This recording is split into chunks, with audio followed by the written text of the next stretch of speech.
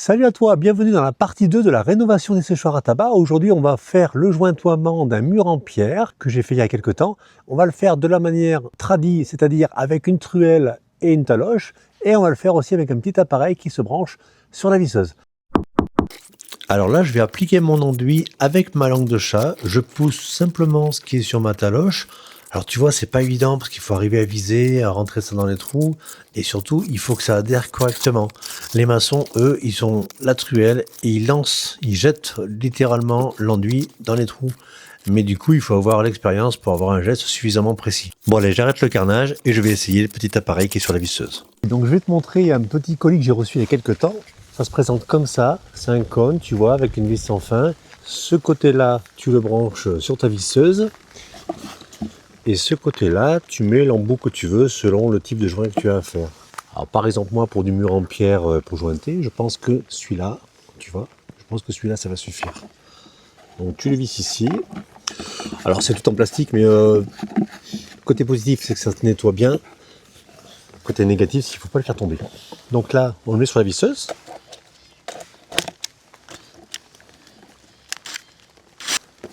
Voilà. On ajoute la poignée.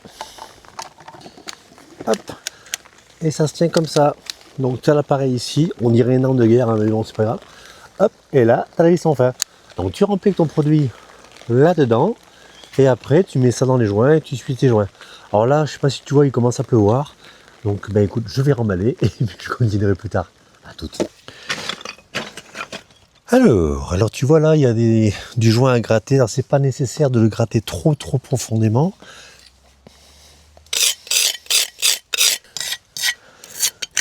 Alors c'est un mélange sablé chaud, donc ça part relativement bien. Tu les creuses à peu près de 1 cm, 2 cm maximum. Ça sert à rien, parce qu'après tu vas mettre trop de matière. Et franchement, c'est pas utile. Alors attends, je continue. Voilà, alors tu vois, le mur est prêt, tu vois, j'ai creusé les joints, mais pas trop non plus. Voilà, tout est prêt de jointer. Et sur cette partie-là, alors ici, on appelle ça des parpaings ou des moellons, ça dépend des régions. Là, je vais faire un enduit aussi pour faire croire que ce sont des pierres d'angle. Et tu me diras ce que tu en penses, si le résultat est satisfaisant ou pas. Voilà. Donc maintenant, pour faciliter l'adhérence de son enduit et pour enlever toutes les traces qu'il peut y avoir, les petites poussières, l'enduit qui est resté en place, et ben, tu prends un arrosoir simplement et tu mouilles tout ton mur.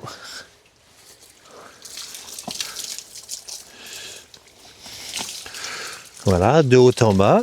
Comme ça, ton mur est tout propre, ça va bien adhérer. Et là, c'est prêt. On va pouvoir essayer l'enduit. Pour préparer le produit, il te faut une grosse gammate comme ça, que je vais nettoyer parce que celle-ci, elle est un peu dégueulasse. Après, il te faut un malaxeur. Voilà, comme ça.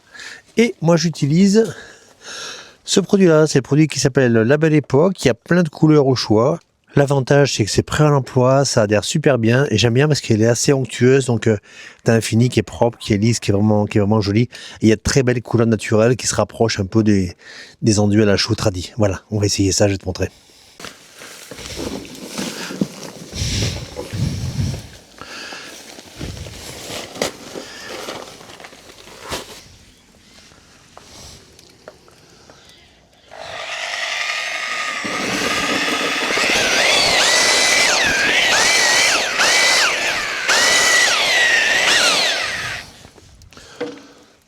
Bon, alors maintenant, on va remplir comment on appelle ça, un cône. Ouais, allez, on va remplir ce cône-là et on va tester. Alors, par contre, il y a un inconvénient, tu vois, c'est que si je lâche, il tourne. Alors, il faut que j'arrive à le bloquer quelque part pour le remplir, pour pas que ça se benne sur moi. Tu comprends? Allez, là, je l'ai coincé dans les pierres. Je mets mon mélange.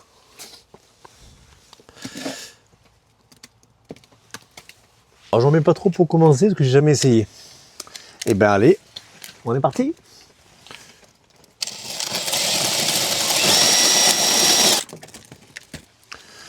Bon, alors tu vois mon mélange. Alors attends, je vais le faire plus près d'ici.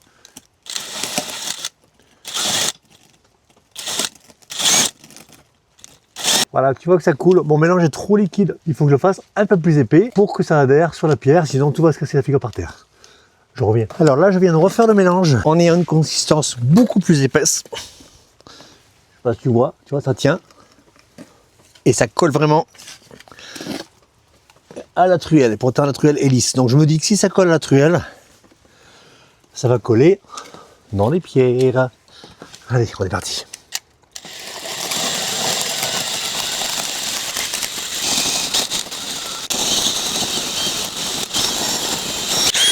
Alors, pour rendir les parpaings, ben c'est pareil. Hein.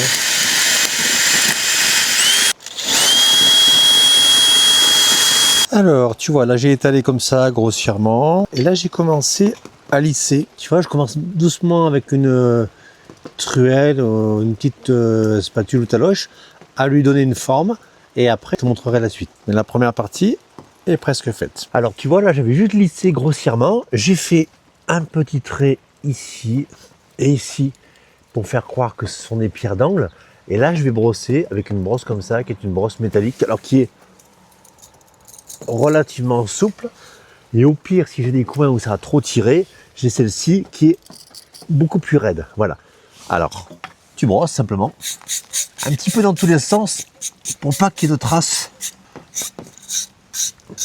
Voilà. Tu vois, dans la rainure, je passe aussi un petit peu pour adoucir. Voilà, tu vois, donc c'est un aspect comme ça qui ressemble un petit peu à la pierre. Alors si on veut un truc lisse, après la brosse métallique, on peut passer une brosse, tu sais, type brosse, balai brosse ou brosse un peu moins dure en nylon. Voilà, et là, il n'y a plus qu'à continuer. Bon, mais écoute, là, je vais continuer à gratter. Alors, en principe, je gratte pas comme ça, je le fais uniquement avec la brosse métallique. Mais il a plu hier, j'ai dû arrêter, je rattaque le matin, donc ça a tiré un petit peu plus. Mais c'est pas très grave, ça se fait quand même. Regarde. En fait, je sais pas si tu vois, mais je creuse un tout petit peu les joints légèrement avec la langue de chat. Et après, je passe voilà, avec la brosse métallique. Alors, ce qui est joli avec la brosse métallique, c'est de bien faire le tour des pierres, surtout celles qui sont un peu grosses, les faire ressortir. Alors, je te montrerai quand ce sera sec, tu verras, ce sera encore plus joli. Ah mais écoute, ça y est, le mur en pierre est jointé. Alors, tu vois, j'ai jointé ici, voilà. Et le reste, je ferai plus tard, parce que le temps ne me permet pas de continuer.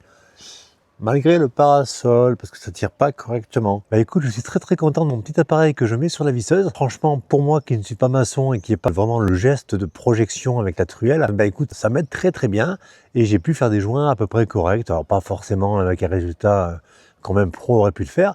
Écoute, moi ça me va et moi ça me convient. Dis-moi ce que tu en penses en commentaire. Eh bien, écoute, je me suis vraiment régalé faire cette vidéo avec toi, c'était vraiment sympa. Bientôt, il va y avoir d'autres vidéos qui vont arriver parce que je suis actuellement en off au niveau pro. Donc je vais avoir le temps de faire plein de choses chez moi. Il y aura une vidéo sur la réalisation d'un assainissement complet pour le séchoir à tabac avec la pose de faux septique, les drains et tu verras tout ça étape par étape. N'oublie pas de t'abonner, d'activer la cloche et de mettre un like. Suis-moi et tu verras tout ça. Allez, à très bientôt. Ciao!